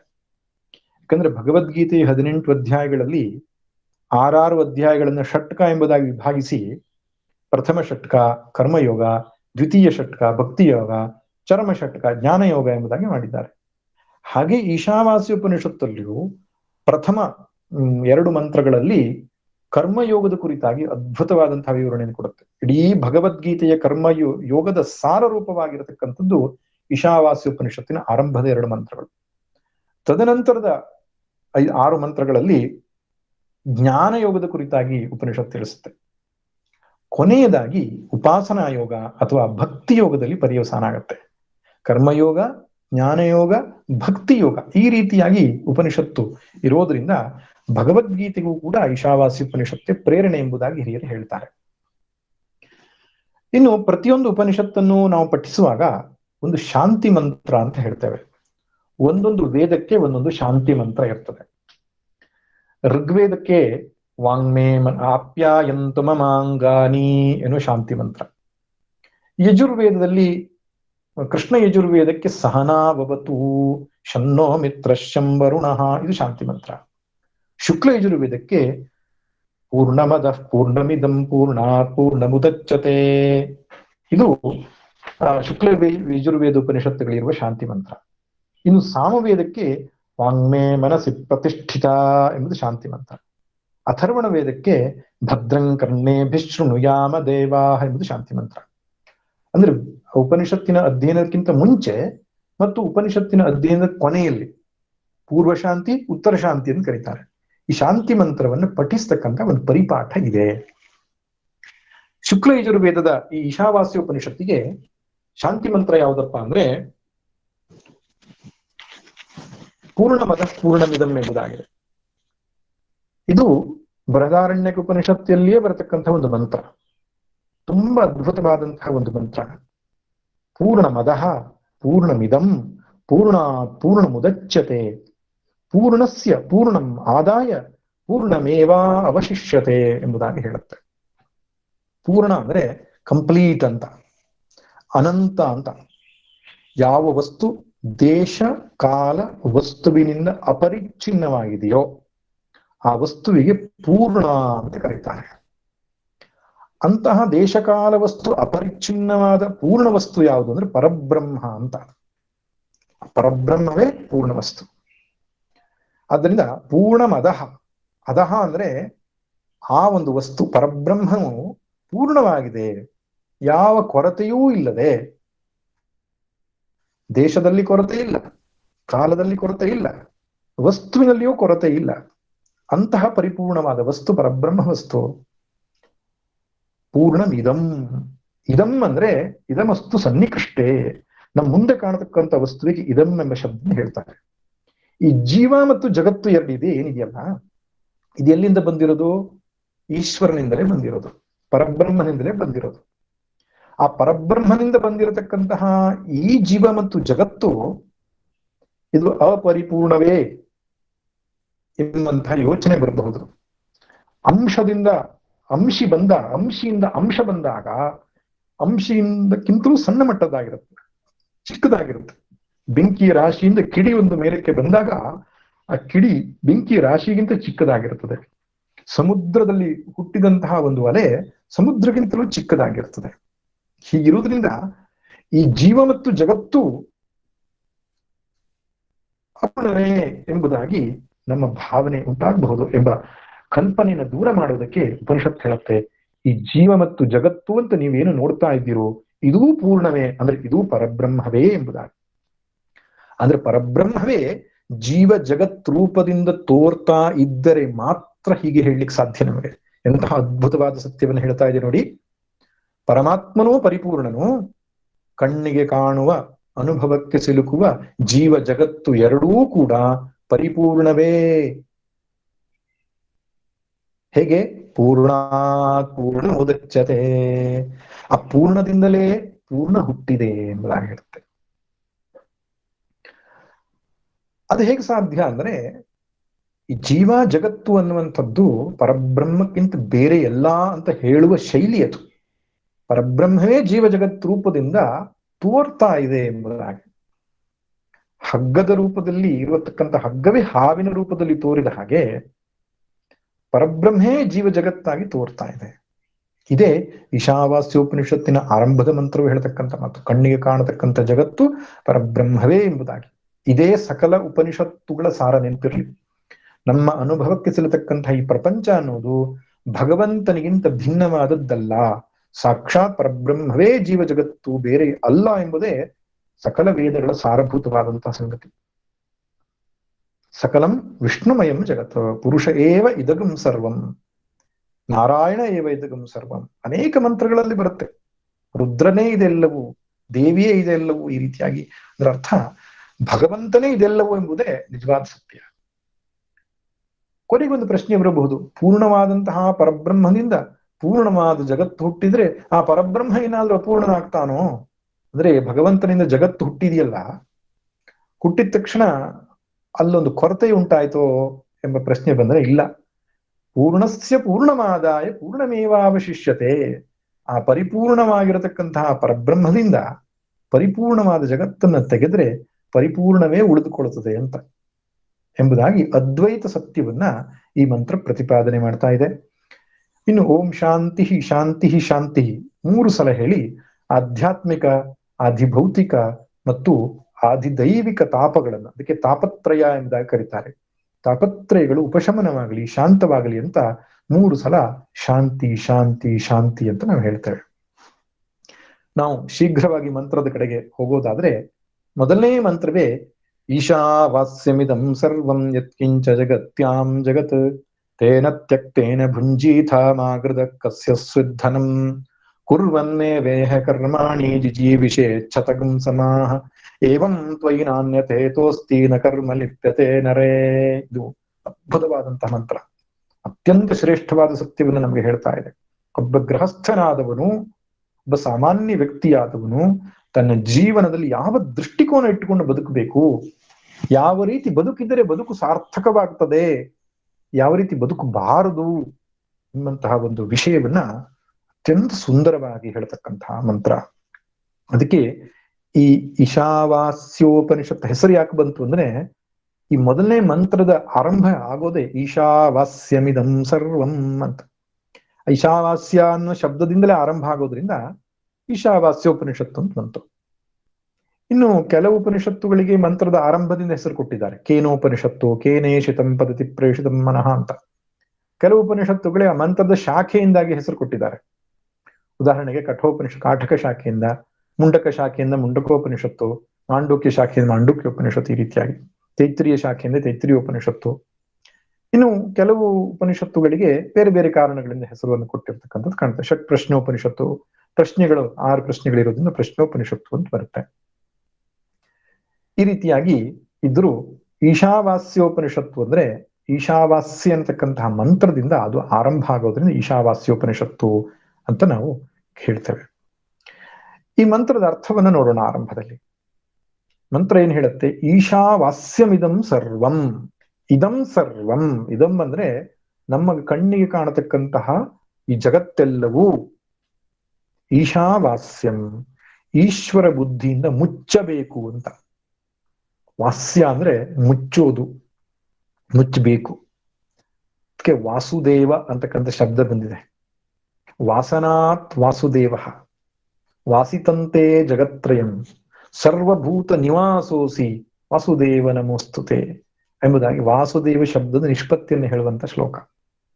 ವಾಸನಾತ್ ವಾಸುದೇವ ಅಂತ, ಎಲ್ಲ ಕಡೆ ತುಂಬಿರೋದ್ರಿಂದ ವಾಸುದೇವ ಒಂದರ್ಥ. ಇನ್ನೊಂದು ವಸುಧಾತುವಿಗೆ ನಿವಾಸೆ, ವಸ ಆಚ್ಛಾದನೆ ಅಂತ 2 ಅರ್ಥ. ಆಚ್ಛಾದನೆ ಧಾತು ತೆಗೆದುಕೊಂಡಾಗ ಎಲ್ಲಾ ಕಡೆ ತುಂಬಿರುವವನು ವಾಸುದೇವ. ವಸು ನಿವಾಸೆ ಧಾತುವನ್ನ ತೆಗೆದುಕೊಂಡ್ರೆ ಎಲ್ಲ ಜೀವರಾಶಿಗಳ ಒಳಗಿರುವವನು ವಾಸುದೇವ ಅಂತ. ಆದ್ರಿಂದ ವಾಸ್ಯಂ ಅಂದ್ರೆ ಮುಚ್ಚಬೇಕು. ಈಶಾವಾಸ್ಯಂ, ಈಶ್ವರ ಬುದ್ಧಿಯಿಂದ ಮುಚ್ಚಬೇಕು. ಯಾವುದನ್ನ? ಇದಂ ಸರ್ವಂ, ಇದಮಸ್ತು ಸನ್ನಿಕೃಷ್ಟೆ. ನಮ್ಮ ಮುಂದೆ ಇರತಕ್ಕಂಥದ್ಕೆ ಇದಂ ಅಂತ ಕರಿಬೇಕು, ದೂರ ಇದ್ದದಕ್ಕೆ ಅಸೌ ಅಂತ ಹೇಳಬೇಕು. ಈ ರೀತಿಯಾಗಿ ವ್ಯಾಕರಣದ ವಿಷಯಗಳು. ಆದ್ರೆ ಸುತ್ತಲೂ ಕಾಣತಕ್ಕಂತಹ ಈ ಜಗತ್ತೇನಿದೆಯೋ ಇದಕ್ಕೆ ಇದಂ ಅಂತ ಹೇಳ್ತಾರೆ. ಸರ್ವಂ, ಅದರಲ್ಲಿ ಜೀವ, ಜಡ, ಚಲನ, ಅಚಲ ಎಲ್ಲವೂ ಸೇರಿ ಈಶ್ವರ ಬುದ್ಧಿಯಿಂದ ಮುಚ್ಚಬೇಕು.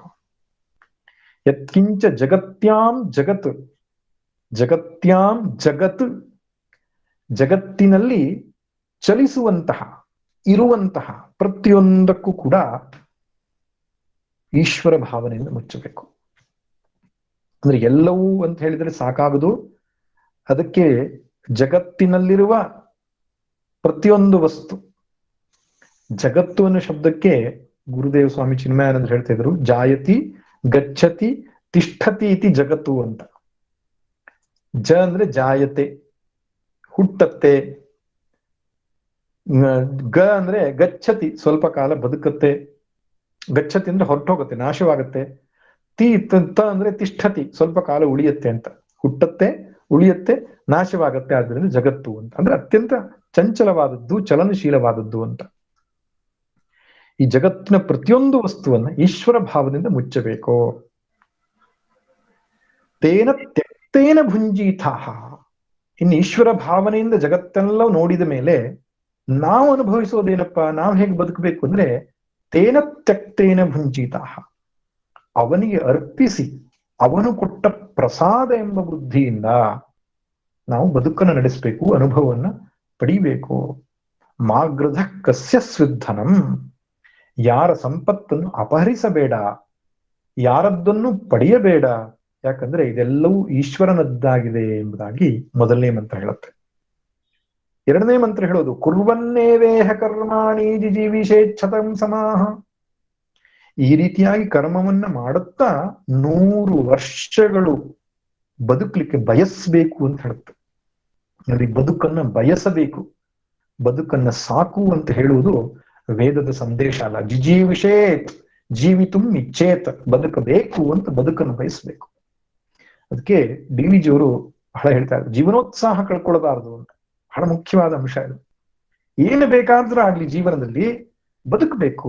ಇನ್ನೊಂದು ಹೊಸತನ್ನು ಮಾಡ್ತೇನೆ, ಹೊಸ ದೃಷ್ಟಿಯಿಂದ ನೋಡ್ತೇನೆ, ಬದುಕಲ್ಲಿ ಹೊಸ ಒಂದು ರೂಪವನ್ನು ಕೊಡ್ತೇನೆ ಅಂತ, ಹೊಸ ಆಯಾಮವನ್ನು ಕೊಡ್ತೇನೆ ಅಂತ ಇನ್ನು ಮುಂದಕ್ಕೆ ಹೋಗ್ತಾ ಇರಬೇಕು ಹೊರತು ಎಲ್ಲೂ ನಿರುತ್ಸಾಹಿಗಳಾಗಿ ನಿಲ್ಲಬಾರ್ದು. ಅಯ್ಯೋ ಆಯ್ತು ನನ್ನ ಜೀವನ ಮುಗ್ದೋಯ್ತು ಅನ್ನುವ ಸ್ಥಿತಿ ಬರಬಾರ್ದು. ಆ ರೀತಿ ಹೇಳಬಾರ್ದು, ಯೋಚನೆಯನ್ನು ಕೂಡ ಮಾಡಬಾರ್ದು. ಜಿಜೀವಿಷೇತ್, ಬದುಕನ್ನು ಬಯಸಬೇಕು, 100 ವರ್ಷ ಬದುಕಬೇಕು ಅಂತ ಹೇಳುತ್ತೆ. ಶತಂ ಸಮಾಹ ಕುರ್ವನ್ನೇವ ಇಹ ಕರ್ಮಾಣಿ, ಕರ್ಮವನ್ನ ಮಾಡ್ತಾ, ಕರ್ಮವನ್ನ ಬಿಡ್ಕೊಡುದು, ಪ್ರತಿನಿತ್ಯವೂ ಕರ್ಮವನ್ನ ಮಾಡಬೇಕು, ಬದುಕಬೇಕು. ಏವಂ ತ್ವಯಿ ನಾನ್ಯಥೇತೋಸ್ತಿ ನ ಕರ್ಮ ಲಿಪ್ಯತೆ ನರೇ, ಇದಲ್ಲದೆ ಬೇರೆ ಮಾರ್ಗ ಇಲ್ಲ ನಿನಗೆ ಎಂಬುದಾಗಿ ಹೇಳುತ್ತೆ. ಈ ರೀತಿಯಾಗಿ ಬದುಕಿದ್ರೆ ಕರ್ಮ ನಿನಗೆ ಅಂಟಲ್ಲ ಎಂಬುದಾಗಿ ಹೇಳ್ತದೆ. ಏವಂ ಅಂದ್ರೆ ಈ ರೀತಿಯಾಗಿ, ಯಾವ ರೀತಿಯಾಗಿ? ಈಶಾವಾಸ್ಯಮಿದಂ ಸರ್ವಂ ಎಂಬುದಾಗಿ ಏನು ಹೇಳಿದೆಯೋ ಆ ರೀತಿಯಾಗಿ ಬದುಕಿದ್ರೆ ನ ಅನ್ಯಥಾ ಅಸ್ತಿ, ಇದು ಬಿಟ್ಟು ಬೇರೆ ಮಾರ್ಗವಿಲ್ಲ ಕರ್ಮದಿಂದ ಬಿಡುಗಡೆ ಆಗುವುದಿಕ್ಕೆ ಅಂತ. ನ ಕರ್ಮ ಲಿಪ್ಯತೆ ನರೇ, ಮನುಷ್ಯರಿಗೆ ಕರ್ಮ ಅಂಟುವುದಿಲ್ಲ ಈ ದೃಷ್ಟಿಯಿಂದ ಬದುಕಿದ್ರೆ ಅಂತ. ಇದೇ ಭಗವದ್ಗೀತೆಯ ಸಾರ. ಪುನಃ ಪುನಃ ಗೀತೆಯಲ್ಲಿ ಶ್ರೀ ಕೃಷ್ಣ ಪರಮಾತ್ಮನು ಕರ್ಮಣ್ಯೇವಾಧಿಕಾರಸ್ತೆ ಮಾ ಫಲೇಶು ಕದಾಚನ ಮಾ ಕರ್ಮ ಫಲ ಹೇತುರ್ಭೂ ಮಾತೆ ಸಂಗೋಸ್ತ್ವ ಕರ್ಮಣಿ. ನೋಡಿ, ಮಾತೆ ಸಂಗೋಸ್ತು ಅಕರ್ಮಣಿ ಎಂಬುದಾಗಿ ಹೇಳಿದ್ದಾನೆ. ಅದನ್ನ ಯಾರು ಲಕ್ಷ್ಯ ವಹಿಸಲ್ಲ. ಅಕರ್ಮ ಮಾಡಬೇಡ ಅಂದ್ರೆ ಕರ್ಮ ಮಾಡದೇ ಇರಬೇಡ, ಯಾವಾಗ್ಲೂ ಕರ್ಮ ಮಾಡು ಎಂಬುದಾಗಿ ಹೇಳಿದ್ದಾನೆ. ಆದ್ರೆ ಕರ್ಮ ಮಾಡುವಾಗ ಹೇಗ್ ಮಾಡು? ಮಾಫಲೇಶು ಕದ, ಈಶ್ವರಾರ್ಪಣ ಬುದ್ಧಿಯಿಂದ ಮಾಡುವಂತ. ಇದೇ ಕರ್ಮಯೋಗ. ಆ ಕರ್ಮಯೋಗದ ಸೂತ್ರ ಇರುವುದೇ ಉಪನಿಷತ್ತಿನ ಮೊದಲೆರಡು ಮಂತ್ರಗಳಲ್ಲಿ. ಈ ಕರ್ಮಯೋಗವೇ ಶಾಂತಿ, ನೆಮ್ಮದಿಯ ಸೂತ್ರ. ನೆನಪಿರ್ಲಿ, ಜಗತ್ತನ್ನ ನಾವು ಯಾವ ದೃಷ್ಟಿಯಿಂದ ನೋಡ್ತೇವೋ ಯಥಾ ದೃಷ್ಟಿ ತಥಾ ಸೃಷ್ಟಿ. ಮನುಷ್ಯನಿಗೆ ಯಾಕೆ ದುಃಖಗಳಿದೆ, ಯಾಕೆ ಗೊಂದಲಗಳಿವೆ, ಯಾಕೆ ಸಮಸ್ಯೆಗಳಿದೆ ಅಂದ್ರೆ ಅವನ ದೃಷ್ಟಿ ಸರಿ ಇಲ್ಲ ಅಂತ. ದೃಷ್ಟಿ ಅಂದ್ರೆ ಕಣ್ಣು ಸರಿ ಇಲ್ಲ ಅಂತ ಅರ್ಥ ಅಲ್ಲ. ಕಣ್ಣು ದೇವರು ಎಲ್ರಿಗೂ ಕೊಟ್ಟಿದ್ದಾನೆ. ಹೆಚ್ಚು ಕಡಿಮೆ ಅಂದ್ರೆ ಕನ್ನಡಕ ಹಾಕೊಳ್ತೇವೆ. ಒಳಗಡೆಗೆ ಒಂದು ದೃಷ್ಟಿ ಅಂತ ಇದೆ, ಜ್ಞಾನ ದೃಷ್ಟಿ ಅಂತ, ಶಾಸ್ತ್ರ ದೃಷ್ಟಿ ಅಂತ ಇದೆ. ಅದು ತೆರೆಯಬೇಕು. ಆ ದೃಷ್ಟಿಯಿಂದ ಜೀವನವನ್ನು ನೋಡಬೇಕು. ಎಲ್ಲರೂ ನೋಡುವುದು ಹೇಗೆ? ನಾನು, ನನಗೆ, ನನ್ನಿಂದ, ನನ್ನಲ್ಲಿ, ಈ ರೀತಿ ಎಲ್ಲ ಸಪ್ತಮಿ ವಿಭಕ್ತಿಯು ಕೂಡ ನಾನು ನಾನು ಅನ್ನೋದ್ರಲ್ಲೇ ನಡ್ಕೊಂಡು ಹೋಗುತ್ತೆ. ಆದ್ರೆ ಅದು ಸರಿಯಾದ ದೃಷ್ಟಿ ಅಲ್ಲ. ಹೇಗೆ ಬರಬೇಕು ನಮ್ಮ ದೃಷ್ಟಿ? ಇದೆಲ್ಲವೂ ಈಶ್ವರನದ್ದು ಎಂಬುದಾಗಿ ಬರಬೇಕು. ನಾವು ಮಾಡತಕ್ಕಂತಹ ಪ್ರತಿಯೊಂದು ಕರ್ಮವು ಈಶ್ವರನ ಪೂಜೆಯಾಗುತ್ತೆ. ಆವಾಗ ಯದ್ಯತ್ ಕರ್ಮ ಕರೋಮಿ ತತ್ತದಖಿಲಂ ಶಂಭೋ ತವ ಆರಾಧನಂ. ಏನೇನು ಕರ್ಮ ಮಾಡ್ತೇನೋ ಶಂಭೋ, ಅದು ನಿನ್ನ ಆರಾಧನೆ ಎಂಬುದಾಗಿ ಶಿವಮಾನಸ ಪೂಜೆಯಲ್ಲಿ ಶಂಕರ ಭಗವತ್ಪಾದರು ಹೇಳ್ತಾರೆ. ನಡೆಯುವಂಥದ್ದು ನಿನ್ನ ಪ್ರದಕ್ಷಿಣೆ ಆಗ್ತದೆ, ಮಾತನಾಡ್ತಕ್ಕಂಥದ್ದು ನಿನ್ನ ಸ್ತುತಿ ಆಗ್ತದೆ, ಆಮೇಲೆ ನಾವು ಮಲಗತಕ್ಕಂಥದ್ದು ಸಮಾಧಿ ಆಗ್ತದೆ, ಊಟ ಮಾಡತಕ್ಕದ್ದು ನಿನಗೆ ಮಾಡುವಂತಹ ನೈವೇದ್ಯವಾಗ್ತದೆ. ಈ ರೀತಿ ಪ್ರತಿ ಕರ್ಮವೂ ಕೂಡ ಭಗವದ್ ಆರಾಧನೆ ಆಗಬೇಕು ಅಂದ್ರೆ ಭಗವದ್ ದೃಷ್ಟಿಯನ್ನು ನಾವು ಇಡಬೇಕಾಗುತ್ತೆ ಜಗತ್ನಲ್ಲಿ. ನೋಡಿ, ಇದಕ್ಕೆ ವಿಶ್ವರೂಪ ಉಪಾಸನೆ ಎಂಬುದಾಗಿ ಕೂಡ ಕರೀತಾರೆ, ವಿರಾಟ್ ಉಪಾಸನೆ ಎಂಬುದಾಗಿ ಕೂಡ ಕರೀತಾರೆ. ಅಥವಾ ಜ್ಞಾನಿಯು ಅಂತಿಮವಾಗಿ ಪಡೆಯುವ ದೃಷ್ಟಿ ಇದೆ. ಜ್ಞಾನಿಗೆ ಜಗತ್ತಿನ ಬಗ್ಗೆ ಏನಿರ್ತದೆ ಅಂದ್ರೆ, ಇದೆಲ್ಲವೂ ನನ್ನ ಸ್ವರೂಪವೇ ಆಗಿದೆ, ಪರಬ್ರಹ್ಮವಾದ ನನ್ನ ಸ್ವರೂಪವೇ ಆಗಿದೆ ಜಗತ್ತೆಲ್ಲ ಅಂತಿದ್ರೆ ಜ್ಞಾನಿಯ ದೃಷ್ಟಿ. ಒಬ್ಬ ಭಕ್ತನು ಉನ್ನತವಾದಂತಹ ಸ್ಥಿತಿ ಹೋದಾಗ ಈ ವಿಶ್ವರೂಪ ದೃಷ್ಟಿಯನ್ನು ಪಡೆದುಕೊಳ್ಳಬೇಕಾಗ್ತದೆ. ಕರ್ಮಯೋಗ ಸಿದ್ಧಿಸುವುದು ವಿಶ್ವರೂಪ ದೃಷ್ಟಿಯಿಂದಲೇ. ನೆನ್ಪಿಟ್ಕೊಳ್ಳಿ, ಕರ್ಮಯೋಗ ಅಂದ್ರೆ ಒಳ್ಳೆ ಕೆಲಸ ಮಾಡುವುದು ಅಂತ ಅರ್ಥ ಅಲ್ಲ. ಎಲ್ಲವೂ ಭಗವಂತನ ವಿಲಾಸ ಎಂಬುದಾಗಿ. ಈ ಕಣ್ತೆರೆದು ನೋಡು ಚಿತ್ ಸತ್ವ ಮೂರ್ತಿಯ ನೃತ್ಯ, ಕಣ್ಮುಚ್ಚಿ ನೋಡು ನಿಶ್ಚಲ ಶುದ್ಧ ಸತ್ವ. ನೃತ್ಯವೋ ಬ್ರಹ್ಮ ನಟರಾಜನದು ಜಗವೆಲ್ಲ, ಪ್ರತ್ಯೇಕ ಜೀವದಶೆ ಅವನಂಗ ಭಂಗಿ. ಈ ಜಗತ್ತೆಲ್ಲವೂ ಬ್ರಹ್ಮ ನಟರಾಜನ ನೃತ್ಯ ಎಂಬುದಾಗಿ ಯಾವಾಗ ನೋಡ್ಲಿಕ್ಕೆ ಶುರು ಮಾಡ್ತೇವೋ ಕರ್ಮಯೋಗದ ಮಾರ್ಗದಲ್ಲಿದ್ದೇವೆ ಅಂತ ಅರ್ಥ. ಕರ್ಮಯೋಗಿಗೆ ದೇವರ ಕೋಣೆಯಷ್ಟೇ ದೇವರಿರೋ ಜಾಗ ಅಲ್ಲ. ಏನು? ಜಗತ್ತಿನ ಅಣುರೇಣು ತೃಣಕಾಷ್ಠಗಳಲ್ಲಿ ಭಗವಂತನೇ ವಾಸಿಸಿದ್ದಾನೆ. ನಾನೊಬ್ಬರ ಹತ್ರ ಮಾತನಾಡ್ತಾ ಇದ್ರೆ ಅದು ಭಗವಂತನ ಪೂಜೆ. ನಾನು ಶಿಕ್ಷಕನಾಗಿ ಪಾಠ ಮಾಡ್ತಾ ಇದ್ರೆ ಮಕ್ಕಳ ರೂಪದಲ್ಲಿರೋ ಭಗವಂತನ ಪೂಜೆ. ನಾನು ಹೆಣ್ಣು ಮಗಳಾಗಿ ಮನೆಯಲ್ಲಿ ಅಡುಗೆಯನ್ನು ಮಾಡ್ತಾ ಇದ್ರೆ ಮನೆ ಮಂದಿಯ ರೂಪದಲ್ಲಿರೋ ಭಗವಂತನ ಪೂಜೆ. ನಾನು ಯಾವ್ಯಾವ ಕ್ಷೇತ್ರದಲ್ಲಿದ್ದೇನೋ ಆ ಎಲ್ಲ ಕ್ಷೇತ್ರಗಳಲ್ಲಿಯೂ ಕೂಡ ಭಗವಂತನನ್ನು ಕಾಣಲಿಕ್ಕೆ ಸಾಧ್ಯವಾಗ್ತದೆ. ವಾಸ್ತವವಾಗಿ ಇರುವುದು ಹಾಗೆ. ಆರಂಭದಲ್ಲಿ ವಿಭೂತಿ ಯೋಗದಲ್ಲಿ ಬೇರೆ ಬೇರೆ ಅನೇಕ ವಸ್ತುಗಳನ್ನ ಆರಾಧನೆಗಾಗಿ ಇಟ್ಟುಕೋ ಎಂಬುದಾಗಿ ಭಗವಂತ ಹೇಳಿದ 10ನೇ ಅಧ್ಯಾಯದಲ್ಲಿ. ವೃಕ್ಷಗಳಲ್ಲಿ ನಾನು ಯಾವ ವೃಕ್ಷ ಅಂತ ಹೇಳ್ದ, ಪರ್ವತಗಳಲ್ಲಿ ಯಾವುದು, ನದಿಯಲ್ಲಿ ಯಾವುದು, ಹಸುಗಳಲ್ಲಿ ಯಾವುದು, ಈ ರೀತಿಯಾಗಿ ಅನೇಕ ವಿಷಯಗಳನ್ನು ಹೇಳಿದ ಮೇಲೆ 11ನೇ ಅಧ್ಯಾಯಕ್ಕೆ ಬಂದಾಗ ಏನ್ ಹೇಳ್ತಾನೆ? ಇಡೀ ಸೃಷ್ಟಿಯೇ ನಾನು ಎಂಬುದಾಗಿ ವಿಶ್ವರೂಪ ದರ್ಶನ ತೋರಿಸಿದ. ಇದೇ ನಿಜವಾದಂತಹ ಭಕ್ತಿಯ ಉನ್ನತವಾದ ಸ್ಥಿತಿ. ಇಡೀ ಸೃಷ್ಟಿಯ ಪ್ರತಿಯೊಂದು ವಸ್ತುವು ಕೂಡ ಭಗವಂತನ ಅಭಿವ್ಯಕ್ತಿ ಎನ್ನುವುದು ನೋಡೋದು ಕಲಿಬೇಕು ನಾವು. ಈ ದೃಷ್ಟಿಯನ್ನು ಬೆಳೆಸ್ಕೊಳ್ಬೇಕು ನಾವು. ಈಶಾವಾಸ್ಯಂ ಅಂದ್ರೆ ಈಶ್ವರ ಬುದ್ಧಿಯಿಂದ, ಈಶ್ವರ ದೃಷ್ಟಿಯಿಂದ ಜಗತ್ತನ್ನು ಮುಚ್ಚಬೇಕು ಅಂತ. ಅಂದ್ರೆ ಜಗತ್ನಲ್ಲಿ ಈಶ್ವರನೇ ಇದ್ದಾನೆ. ಆದ್ರೆ ನಮ್ಮ ದೃಷ್ಟಿ ಏನಿದೆ ಇವಾಗ? ಜಗತ್ತು ಬೇರೆ, ನಾನು ಬೇರೆ, ಈ ಜಗತ್ತಿನ ವಿಷಯ ವಸ್ತುಗಳೆಲ್ಲ ನನ್ನ ಭೋಗಕ್ಕಾಗಿದೆ ಎಂಬುದಾಗಿ ಸ್ವಾರ್ಥ ದೃಷ್ಟಿಯಿಂದ, ಅಹಂಕಾರ ದೃಷ್ಟಿಯಿಂದ ನಾವು ಜಗತ್ತನ್ನು ನೋಡ್ತಾ ಇದ್ದೇವೆ. ನಾನು ಬೇರೆ, ಇವನು ಬೇರೆ, ಅದು ಬೇರೆ, ಇದು ಬೇರೆ, ಇವೆಲ್ಲ ನನ್ನ ಭೋಗಕ್ಕಾಗಿರತಕ್ಕಂಥದ್ದು. ಆ ವಸ್ತುವನ್ನು ಪಡೆಯಬೇಕು, ಈ ವಸ್ತುವನ್ನು ಅನುಭವಿಸಬೇಕು. ಈ ರೀತಿ ಸಂಕುಚಿತ ದೃಷ್ಟಿ, ಭೇದ ದೃಷ್ಟಿ ಅಂತ ಕರೀತಾರೆ ಇದಕ್ಕೆ. ಈ ಬೇರೆ ಬೇರೆ ಬೇರೆ ಬೇರೆಯಾಗಿ ನೋಡತಕ್ಕಂಥಕ್ಕೆ ಹೆಸರು ಭೇದ ದೃಷ್ಟಿ, ದ್ವೈತ ದೃಷ್ಟಿ ಅಂತ ಕರೀತಾರೆ. ಸ್ವಾರ್ಥ ದೃಷ್ಟಿ, ಇದರಿಂದ ನಾವು ಬದುಕನ್ನು ನಡೆಸ್ತಾ ಇದ್ದೇವೆ. ಇದು ಸರಿಯಾದದ್ದಲ್ಲ ಅನ್ನತ್ತೆ ಉಪನಿಷತ್ತು. ಕರ್ಮದಿಂದ ಬಿಡುಗಡೆಯಾಗುವುದಕ್ಕೆ ಇದು ಮಾರ್ಗ ಅಲ್ಲ. ನ ಕರ್ಮ ಲಿಪ್ಯತೆ ನರೇ. ಕರ್ಮ ಅಂಟಿಸಿಕೊಳ್ಳದೇ ಇರತಕ್ಕಂತಹ ಮಾರ್ಗ ಯಾವುದು ಅಂದ್ರೆ ಸರ್ವವೂ ಭಗವನ್ಮಯ, ಎಲ್ಲವೂ ಈಶ್ವರ ಸ್ವರೂಪ ಎಂಬುದಾಗಿ ನಾವು ಬದುಕನ್ನು ನೋಡಬೇಕು. ಆ ರೀತಿ ನಮ್ಮ ಕರ್ಮವು ಆರಾಧನೆ ಆಗಬೇಕು. ನೋಡಿ, ದೃಷ್ಟಿ ಇದ್ದಲ್ಲಿ ಸೃಷ್ಟಿ ಬರತಕ್ಕಂಥದ್ದು. ನಮ್ಮ ವಿಷನ್ ಹೇಗೂ ಆಕ್ಷನ್ ಅದನ್ನು ಫಾಲೋ ಮಾಡುತ್ತೆ. ಜಗತ್ತನ್ನ ಭಗವಂತ ಎಂಬ ಭಾವದಲ್ಲಿ ನೋಡಿದ್ರೆ ನಮ್ಮ ಕರ್ಮವೇ ಆರಾಧನೆ ಆಗತ್ತೆ.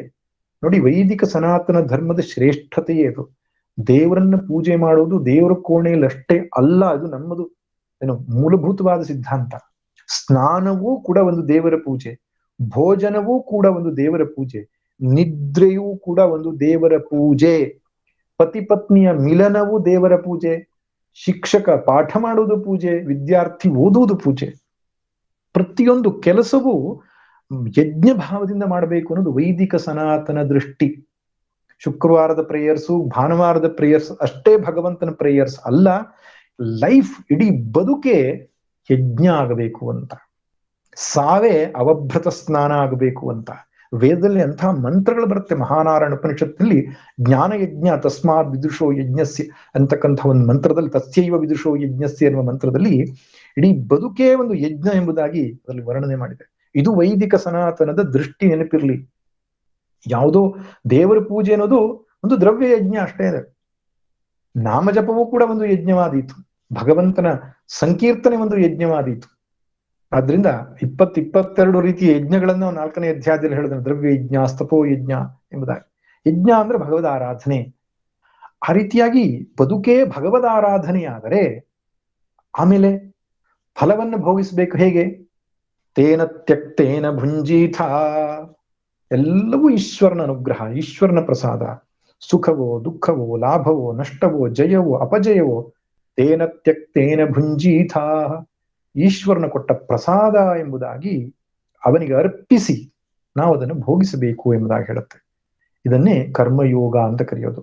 ಈಶ್ವರಾರ್ಪಣ ಬುದ್ಧಿಯಿಂದ ಕರ್ಮ ಮಾಡುವಂಥದ್ದು, ಪ್ರಸಾದ ಬುದ್ಧಿಯಿಂದ ಅದನ್ನು ಅನುಭವಿಸುವಂಥದ್ದು. ಕರ್ಮ ಮಾಡುವಾಗ ಇದು ಭಗವಂತನೇ, ನಾನು ಮಾಡತಕ್ಕಂಥ ಕರ್ಮ ಭಗವದಾರಾಧನೆ ಅಂತ ಮಾಡೋದು. ಅದರಿಂದ ಬರ್ತಕ್ಕಂಥ ಹೊಗಳಿಕೆಯೋ ತೆಗಳಿಕೆಯೋ ಲಾಭವೋ ನಷ್ಟವೋ ಜಯವೋ ಅಪಜಯವೋ ಮಾನವೋ ಅಪಮಾನವೋ ಎರಡನ್ನೂ ಕೂಡ ಸಮಾನ ಬುದ್ಧಿಯಿಂದ ಸ್ವೀಕರಿಸಿ ಭಗವತ್ ಪ್ರಸಾದ ಬುದ್ಧಿ ಅಂತ ಹೇಳ್ತಾರೆ ಅಲ್ವಾ. ಸಮತ್ವಂ ಯೋಗ ಉಚ್ಯತೆ ಅಂತ ಹೇಳ್ತಾನೆ ಕೃಷ್ಣ. ಸಮತ್ವ ಬುದ್ಧಿ ಇದೆಯಲ್ಲ, ಏನೇ ಬರಲಿ ಮನಸ್ಸು ಪ್ರಶಾಂತವಾಗಿರಲಿ, ಇದು ನಮ್ಮ ಧ್ಯೇಯ ವಾಕ್ಯ ಆಗ್ಬೇಕು. ಒಬ್ಬ ಸಾಧಕನ ಲಕ್ಷಣವೇ ಇದು. ಒಳ್ಳೇದು ಬಂದಾಗ ಹಿಗ್ಗೋದು, ಕೆಟ್ಟದ್ದು ಬಂದಾಗ ಕುಗ್ಗೋದು ಸಂಸಾರಿ ಲಕ್ಷಣ. ಏನೇ ಬಂದರೂ ಮನಸ್ಸಿನ ಪ್ರಶಾಂತತೆಯನ್ನು ಕಳೆದುಕೊಳ್ಳದೇ ಇರೋದೇ ಸಾಧಕನ ಲಕ್ಷಣ. ಆ ಕಳೆದುಕೊಳ್ಳದೇ ಇರೋದು ಹೇಗೆ? ಪ್ರಯತ್ನಪೂರ್ವಕವಾಗಿ ಅಲ್ಲ, ಅತ್ಯಂತ ಸಹಜವಾಗಿ ಮಾಡ್ಲಿಕ್ಕೆ ಸಾಧ್ಯ. ಈಶ್ವರನಲ್ಲಿ ಶರಣಾದರೆ ಸಾಧ್ಯ. ಭಗವತ್ ಶರಣಾಗತಿ ಬುದ್ಧಿ ಇದ್ದುಕೊಂಡು ಬಂದದ್ದೆಲ್ಲವೂ ಈಶ್ವರನ ಅನುಗ್ರಹ ಅಂತ ಸ್ವೀಕಾರ ಮಾಡ್ಲಿಕ್ಕೆ. ಏನೇ ಬರಲಿ ಮನಸ್ಸು ಪ್ರಶಾಂತವಾಗಿರ್ಲಿ, ಸಾಧ್ಯವಾಗುತ್ತದೆ. ದೇವಸ್ಥಾನದಲ್ಲಿ ದೇವರಿಗೆ ನಮಸ್ಕಾರ ಮಾಡಿ ಪೂಜೆ ಮಾಡಿಸಿದ ಮೇಲೆ ಭಟ್ರು ಪ್ರಸಾದ ಕೊಡ್ತಾರೆ. ಅದು ಕೆಲವೊಮ್ಮೆ ತುಳಸಿ ಕೊಡ್ತಾರೆ, ಕೆಲವೊಮ್ಮೆ ಬಿಲ್ವ ಕೊಡ್ತಾರೆ, ಕೆಲವೊಮ್ಮೆ ಸಕ್ಕರೆ ಕೊಡ್ತಾರೆ, ಖರ್ಜೂರ ಕೊಡ್ತಾರೆ, ದ್ರಾಕ್ಷಿ ಕೊಡ್ತಾರೆ, ಒಮ್ಮೊಮ್ಮೆ ಪೊಂಗಲ್ ಕೊಡ್ತಾರೆ. ಏನು ಕೊಟ್ಟರು ಕೂಡ ಕಣ್ಣಿಗೆ ಹೊತ್ಕೊಂಡು ಸ್ವೀಕಾರ ಮಾಡ್ತೇವೆ ನಾವು. ಇವತ್ತು ಇದನ್ನು ಕೊಟ್ಟಿದ್ದಾರೆ ಒಳ್ಳೇದು, ನಿನ್ನೆ ಅದನ್ನು ಕೊಟ್ಟರು ಕೆಟ್ಟದ್ದು ಅಂತ ಹೇಳಲ್ಲ. ಯಾಕಂದ್ರೆ ಏನ್ ಕೊಟ್ಟರು ಪ್ರಸಾದ ಅಂತ. ಅದೇ ಬುದ್ಧಿ ಜೀವನದಲ್ಲಿ ಇರಬೇಕು ಅನ್ನೋದು ಉಪನಿಷತ್ತು. ಏನೇ ಬರಲಿ ಅದು ಭಗವಂತನ ಪ್ರಸಾದ. ಅದು ಯಾವಾಗ ಬರುತ್ತೆ ಹೇಳಿ? ನಾವು ಕರ್ಮ ಮಾಡುವಾಗ ಭಗವತ್ ಶರಣಾಗತಿ ಇಟ್ಟುಕೊಂಡಿದ್ರೆ ಫಲವನ್ನು ಅನುಭವಿಸುವಾಗ ಈಶ್ವರಾರ್ಪಣೆಯನ್ನು ಪ್ರಸಾದ ಬುದ್ಧಿ ಬರ್ತದೆ. ಈಶ್ವರಾರ್ಪಣ ಬುದ್ಧಿ ಪ್ರಸಾದ ಬುದ್ಧಿಯಿಂದ ಬದುಕಬೇಕು. ಇಲ್ದಾಗಿದ್ರೆ ಇನ್ನು ಕಳ್ಳ ಎಂಬುದಾಗಿ ಉಪನಿಷತ್ತು ಹೇಳುತ್ತೆ. ಮಾ ಗೃಧ, ಗೃಧ ಅಂದ್ರೆ ಕಳ್ಳತನ. ಯಾರದ್ದು ಕಳ್ಳತನ ಮಾಡ್ಬೇಡಪ್ಪ ಅಂತ. ಯಾಕಂದ್ರೆ ಇದು ನನ್ನದು ಅಂತ ನೀವು ಯಾವಾಗ ಹೇಳ್ತೀರೋ ಕಳ್ಳತನ ಆಗ್ತದೆ. ಅದು ಯಾರದ್ದು? ಕಸ್ಯಸ್ವಿಧನಂ. ನಿನ್ನ ಸಂಪತ್ತಾಗ್ಲಿ, ನಿನ್ನಲ್ಲಿರತಕ್ಕಂಥ ವೈಭವವಾಗ್ಲಿ, ನಿನ್ನಲ್ಲಿರುವ ಸಾಮರ್ಥ್ಯವಾಗ್ಲಿ ಯಾರು ಕೊಟ್ಟಿದ್ದು, ಯಾರ ಅನುಗ್ರಹದಿಂದ ಸಿಕ್ಕಿದ್ದು ಅದನ್ನ ನೆನಪು ಮಾಡ್ಕೋ. ಭಗವಂತನು ಅನುಗ್ರಹಿಸಿದ್ರಿಂದಲೇ ಅಲ್ವೇ ನಿನಗೆ ಈ ಸಾಮರ್ಥ್ಯ ಬಂದಿರೋದ್ರು. ಆದ್ರಿಂದ ನನ್ನದು ಅಂತ ಯಾವುದರ ಮೇಲೂ ಅಭಿಮಾನ ಪಟ್ಕೊಳ್ಬೇಡ, ಎಲ್ಲ ಭಗವಂತನದು ಎಂಬ ಭಾವದಲ್ಲಿ ಬದುಕು. ಇಲ್ಲದಿದ್ರೆ ಕಳ್ಳತನವಾಗತ್ತೆ ಎಂಬುದಾಗಿ ಹೇಳ್ತಾರೆ. ಕುರುಮನ್ನೇವ ಇಹ ಕರ್ಮಾಣಿ. ಈ ಕರ್ಮ ಭಾವನೆಯಿಂದ 100 ವರ್ಷಗಳ ಕಾಲ ಬದುಕುವುದನ್ನ ಅಭ್ಯಾಸ ಮಾಡಿಕೋ ಎಂಬುದಾಗಿ ಕೂಡ ಉಪನಿಷತ್ತು ನಮಗೆ 2ನೇ ಮಂತ್ರದಲ್ಲಿ ಹೇಳುತ್ತೆ. ನಮ್ಗೆ ಇನ್ನು 16 ಮಂತ್ರಗಳು ಬಾಕಿ ಇವೆ. ನಾನು ಸಂಕ್ಷಿಪ್ತವಾಗಿ ಸಾರವನ್ನು ಮುಗಿಸಿ ಬಿಡೋಣ ಅಂತ ಹೊರಟೆ. ಆದರೆ ಯಾಜ್ಞವಲ್ಕ್ಯರ ಬಗ್ಗೆ ನಾನು ಆರಂಭ ಮಾಡಿದ್ರಿಂದ ಒಂದು ಅರ್ಧ ಗಂಟೆಗಳ ಕಾಲ ಅದು ಸಮಯ ತೆಗೆದುಕೊಳ್ಳುತ್ತೆ. ಇರ್ಲಿ, ಒಟ್ಟಿನಲ್ಲಿ ನಾವು ಈಶಾವಾಸ್ಯೋಪನಿಷತ್ತಿನ 2 ಮಂತ್ರಗಳನ್ನು ನೋಡಿದ್ದೆವು. ನೀವು ಮುಂದಿನ ಶುಕ್ರವಾರಕ್ಕೆ ಇದೇ ಉಪನಿಷತ್ತನ್ನು ಮುಂದುವರಿಸಬೇಕು ಅಂದ್ರೆ ಮುಂದಿನ ಉಪನಿಷತ್ತಿನ ಅಧ್ಯಾಯದಲ್ಲಿ ನಾವು ಮುಗಿಸೋಣ. ಇಲ್ಲದಿದ್ರೆ ನಾನು ಕೇನೋಪನಿಷತ್ತನ್ನ ಆರಂಭ ಮಾಡ್ಲಿಕ್ಕೆ ಬಯಸ್ತೇನೆ. ಒಟ್ಟಿನಲ್ಲಿ ನೀವು ನನಗೆ ತಿಳಿಸಬೇಕು ಯಾವ ರೀತಿ ನಾನು ಮಾಡ್ಬೇಕೆಂಬುದಾಗಿ ಚರ್ಚೆ ಮಾಡಿ ನನಗೆ ತಿಳಿಸ್ಕೊಡಿ. ಓಂ ಪೂರ್ಣಮದಃ ಪೂರ್ಣಮಿದಂ ಪೂರ್ಣಾತ್ ಪೂರ್ಣಮುದಚ್ಯತೆ ಪೂರ್ಣಸ್ಯ ಪೂರ್ಣಮಾದಾಯ ಪೂರ್ಣಮೇವಾವಶಿಷ್ಯತೆ. ಓಂ ಶಾಂತಿ ಶಾಂತಿ. ಹರಿ ಓಂ ಶ್ರೀ ಗುರುಭ್ಯೋ ನಮಃ. ಹರಿ ಓಂ. ಧನ್ಯವಾದ ಗುರುಜಿ.